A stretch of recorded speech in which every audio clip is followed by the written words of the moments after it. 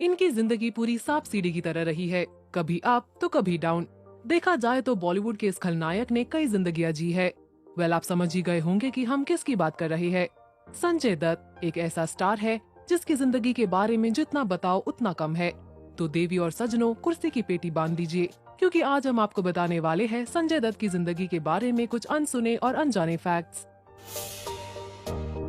संजय दत्त का जन्म 29 जुलाई 1959 को हुआ। संजय दत्त का पूरा नाम है संजय बलराज दत्त और इन्हें सब प्यार से संजू बाबा कहते हैं। दरअसल संजय दत्त को उनका नाम एक एडवर्टीजमेंट के जरिए मिला। जी हाँ, सुनील दत्त और नरगिस दत्त ने न्यूज़पेपर में एक एड दिया था, ये पूछते हुए कि उनके बेटे के लिए नाम सजेस्ट करे, और ऐसे मिला उन्हें नाम संजय दत्त। सुनील दत्त की 1972 की फिल्म रेशमा और शेरा में संजय दत्त ने एक छोटा सा रोल किया था एज अ चाइल्ड आर्टिस्ट।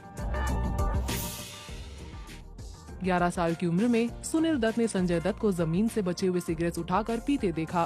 तब तुरंत उन्होंने संजय को बोर्डिंग स्कूल भेज दिया। संजय दत्त बोर्डिंग स्कूल से लव लेटर्स लिखा करते थे। संजय दत्त की मॉम को पैनक्रियाटिक कैंसर हो गया था। वो संजय दत्त की डेब्यू फिल्म देखना चाहती थी। उन्होंने ये तक कह दिया था कि अगर जरूरत पड़े तो उन्हें स्ट्रेचर पर थिएटर तक ले जाए, लेकिन अफसोस वो दिन कभी आ ही नहीं पाया और फिल्म रिलीज के कुछ दिन पहले ही वो चल बसी। संजय दत्त ने अपनी डेब्यू फिल्म रॉकी से किया था। फिल्म रॉकी के प्रीमियर के टाइम एक सीट वेकेंट रखा गया था नरगिस दत्त के लिए। कहा जाता है कि संजय दत्त ने ड्रग्स अपनी मॉम के डेथ के बाद से लेना शुरू किया। एक बार कश्मीर जाते टाइम संजय दत्त ने अपने सॉक्स में ड्रग्स छुपाया था और इस बात को उन्होंने कई इंटरव्यूज में एक्सेप्ट भी किया है। एक बार संजय दत्त LSD ड्रग्स से इतना हाई हो गए थे कि वो अपने डैड पर कूद पड़े, क्योंकि उन्हें ऐसा लग रहा था कि सुनील जी का सर पिघल रहा है। 5 महीने जेल में बिताना पड़ा था संजय दत्त को इलीगल ड्रग्स के पोजेशन के केस में। एक बार ड्रग्स लेने के बाद ये सो गए थे और सीधा 2 दिन बाद उठे। इसके बाद उन्हें ब्रिज कैंडी हॉस्पिटल में एडमिट भी किया गया था। न्यूयॉर्क के सड़कों पर भीख भी मांगना पड़ा है संजय दत्त को, क्योंकि उन्हें एक दोस्त से मिलने जाना था जो कि दूसरे सिटी में रहते थे और इनके पास टिकट के भी पैसे नहीं थे। संजय दत्त और टीना मुनीम रॉकी के सेट्स पर मिले थे और इन्हें प्यार हो गया था। 2 साल तक डेट करने के बाद टीना ने किया ब्रेकअप संजय दत्त के ड्रग एडिक्शन की वजह से।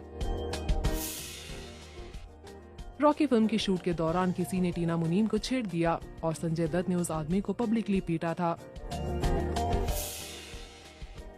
टीना मुनीम को लेकर संजय दत्त इतना ज्यादा पॉसेसिव थे कि उन्हें एक बार लगा था कि ऋषि कपूर को टीना पसंद है और इस वजह से वो उन्हें गुलशन ग्रोवर के साथ मिलकर मारने वाले थे।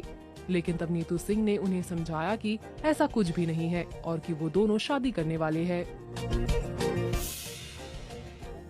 संजय दत्त की शादी फिर ऋचा शर्मा से हुई साल 1987 में, लेकिन उनकी डेथ हो गई ब्रेन ट्यूमर की वजह से साल 1996 में। ऋचा शर्मा और संजय दत्त की एक बेटी है त्रिशाला दत्त, जो US में रहती है अपने ग्रैंड पेरेंट्स के साथ। संजय दत्त की दूसरी शादी हुई मॉडल रिया पिल्लई से साल 1998 में, लेकिन रिया से डिवोर्स ले लिया संजय ने साल 2005 में। कहा जाता है कि संजय दत्त और माधुरी दीक्षित एक रिलेशनशिप में थे और जब संजय दत्त को जेल जाना पड़ा तब किया माधुरी ने संजय से ब्रेकअप। साल 1993 में इलीगल पोजेशन ऑफ आर्म्स के लिए संजय दत्त को अरेस्ट किया गया था। संजय दत्त ने जब मान्यता से शादी की तब संजय की दोनों बहनें प्रिया और नम्रता दत्त ने शादी अटेंड नहीं की थी। संजय दत्त ने 2 फिल्म फेयर अवार्ड्स जीते हैं, एक फिल्म वास्तव के लिए और दूसरा फिल्म मुन्ना भाई MBBS के लिए। रिपोर्टेडली सुभाष घाई ने एक बार संजय दत्त को फिल्म विधाता के सेट्स पर थप्पड़ मारा था, क्योंकि उन्होंने पद्मिनी कोल्हापुरी के साथ मिसबिहेव किया था और इस इंसिडेंट के बाद सुभाष घाई ने उन्हें उनकी नेक्स्ट फिल्म हीरो से भी हटा दिया और उस फिल्म के लिए जैकी श्रॉफ को अप्रोच किया गया। फिल्म संजू में संजय दत्त अपने पिता का किरदार निभाना चाहते थे, लेकिन राजकुमार हिरानी के मुताबिक ये ठीक नहीं होता, जिसके बाद ये रोल परेश रावल ने किया। संजय दत्त के पिता और बहन कांग्रेस पार्टी के लिए काम करते थे और वही संजय दत्त ने समाजवादी पार्टी ज्वाइन कर ली थी और साल 2009 के लोकसभा इलेक्शंस को कंटेस्ट करने वाले थे।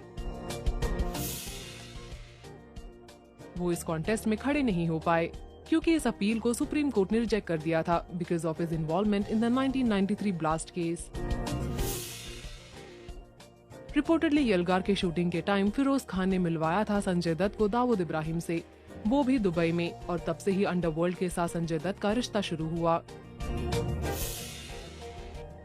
संजय दत्त ने जेल में काम करके 30,000 कमाए थे और वो ये सारे पैसे जेल के कैंटीन में उड़ाते थे। इसीलिए जब 2016 में वो जेल से बाहर आए तब उनके पास सिर्फ 450 रुपीज बचे थे।